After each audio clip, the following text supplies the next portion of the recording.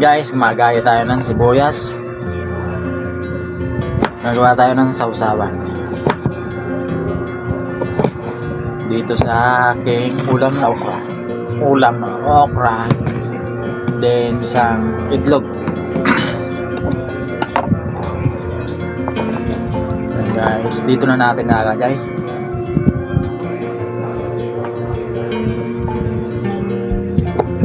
Tsaka tuyo, yan.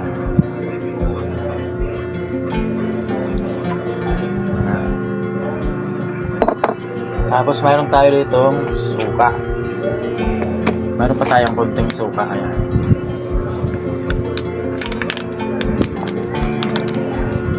Pwede niyan.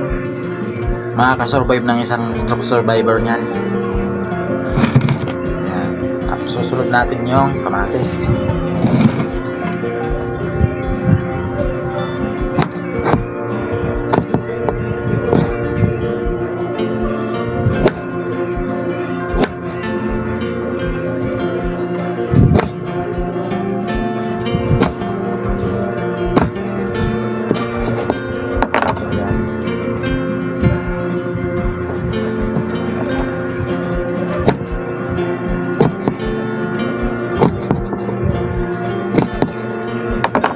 Maganda yan sa katawan natin.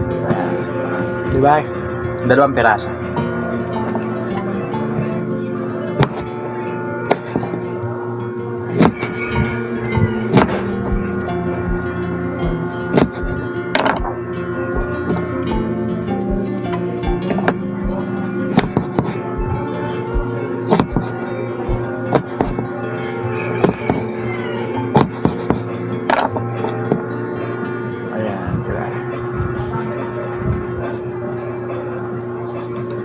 Tapos balatan na natin yung ating itlog.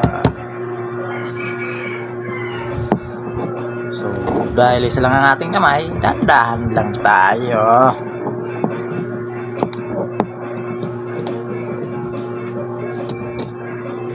Hindi naman yan madadaan sa pabilisan eh.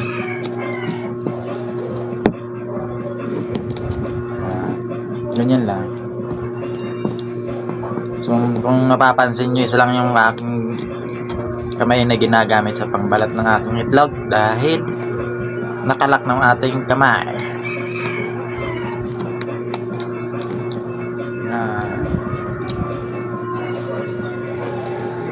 Kahit anong pagsisikap natin na pagalawin yung ating kamay,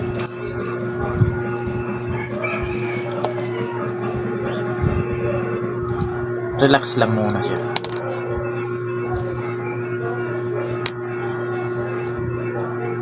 Gagawin na lang natin mag-stress stretching. Patuloy pa rin tayo sa pag-exercise.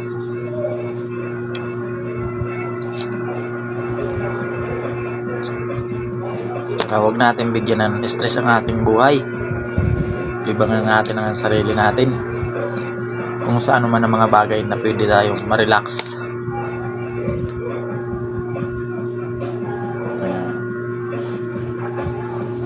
Napapansin nyo guys, hirap na hirap ako magbalat dahil isa lang ang aking kamay. Napakita ko lang sa inyo ang aking pamumuhay bilang isang nag-iisang stroke survivor. Ayan guys, sana makarelate kayo sa aking pamumuhay. Sana hindi nyo natularan ng aking lifestyle nung araw na napabisyo ako. So dahil sa kasarapan ng buhay, bandang huli, iyak. Hindi ko nalagay yung sarili ko nun eh. Nung mga panahon kasi nun, hindi man ako mahilig magdudot ng cellphone. Puro lang ako buhok lang ang hinahawakan ko nun kasi dati akong barbero guys.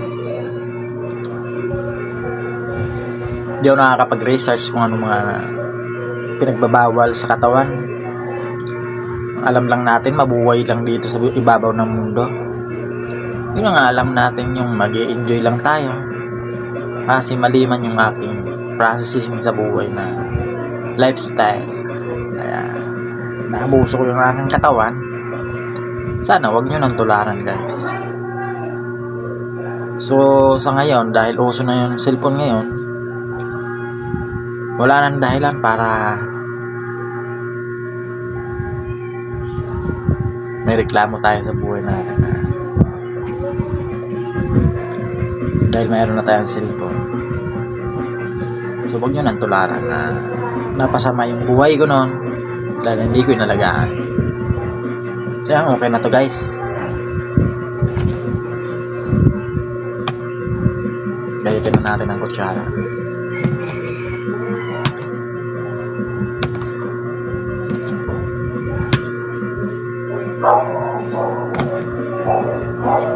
Ayan, guys.